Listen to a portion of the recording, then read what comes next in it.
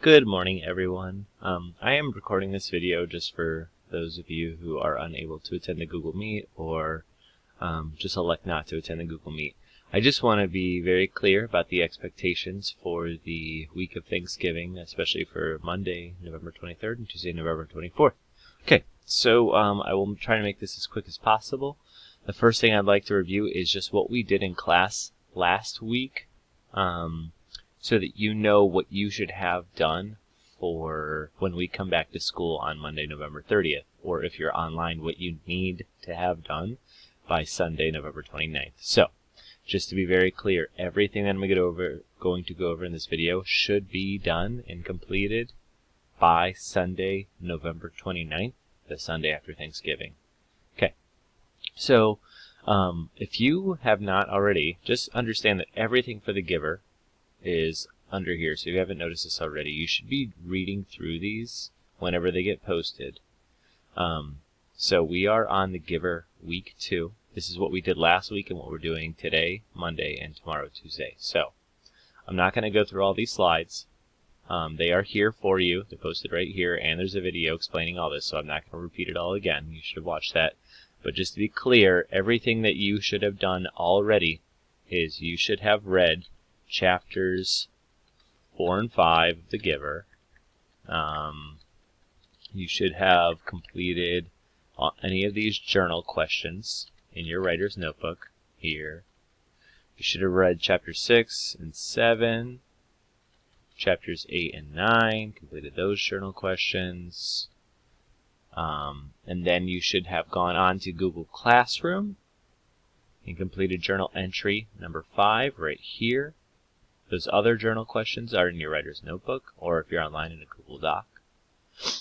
And then the one thing I really want to explain, because I have had some trouble with this, is the community poster. You should be making a poster, and you can do this on Canva, Google Drawings, Google Docs, or on pieces of paper, and you're making a poster as if you work for the travel or tourism board of the community in The Giver.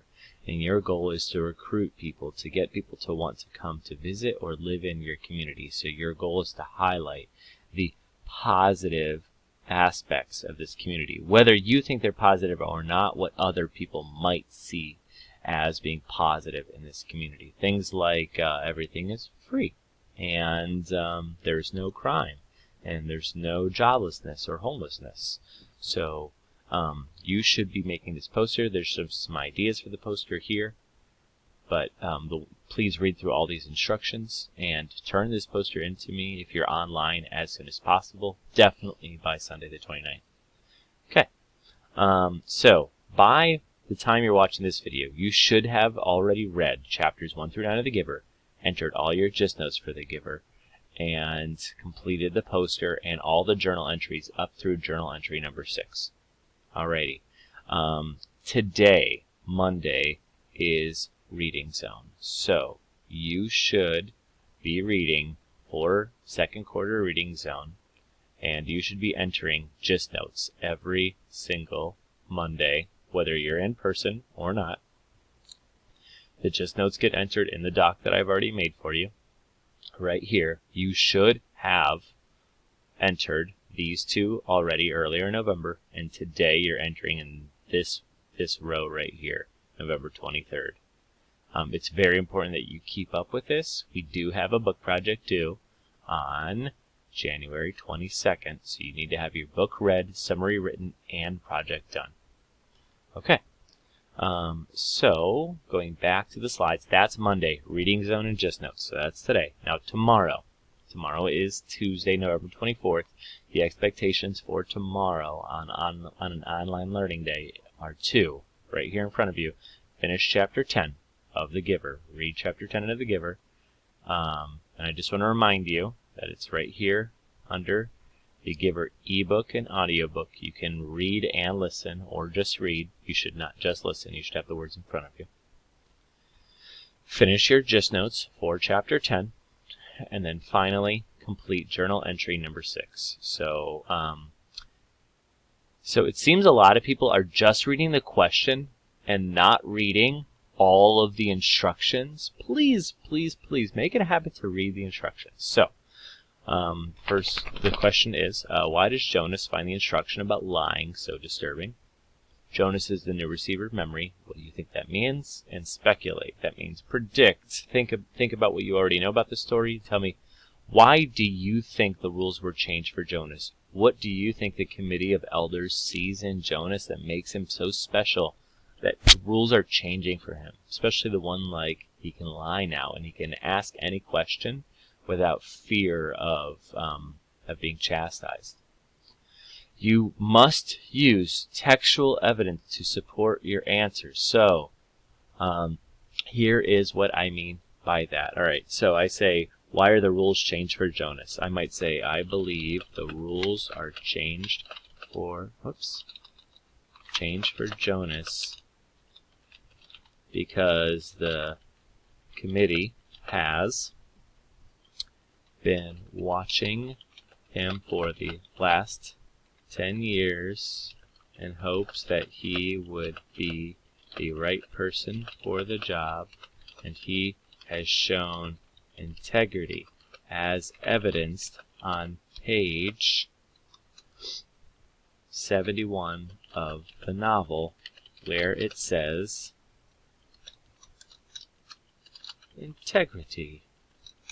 Jonas has shown this, and that is textual evidence. It's when you say something and then you support it with something from the book. So you state your opinion, your belief on the matter with proof from the books. Textual evidence is proof. It's so you can't just say something and make it up without anything to back that up. And in life, right, anytime we need to prove something, we should not just manifest this evidence out of thin air. We have to use what we know, and what we know is what is said in Lois Lowry's The Giver. So when you answer these 3 questions, you must look back into the book and say, oh, on page so-and-so, it says this is where Jonas shows integrity, so maybe that's the reason they chose him. This can be a little difficult because it means you have to look back in the book, but that's why you take your gist notes, right? And that's why we pay attention while we read, so we can remember, oh, this is a good reason why. So again, this is something that every 7th grader needs to do. Use evidence to support your answer. I cannot stress that enough. Okay, so going back, expectations are, again, this week, you have read chapters 1 through 10 by Sunday. You've entered gist notes for chapters 1 through 10 by Sunday. You've completed journal entries 1 through 6. You should have done most of this already. You have the community poster done, and you have entered 3 gist notes for your Reading Zone 2nd quarter book. You've already done 2 of them, hopefully. You've already done journal entries 1 through 4, hopefully. You've already read chapters 1 through 9, hopefully, and done gist notes for 1 through 9, hopefully. So really this isn't asking too much, but also just want to remind you, make sure you get that community poster done. All right, this is Mr. Toms signing off. I will be Google Meeting at 11 a.m. both Monday and Tuesday this week. It is optional if you want to stop in and ask any questions. Okay, have a great Thanksgiving. Please stay safe, and I hope you are all healthy and happy.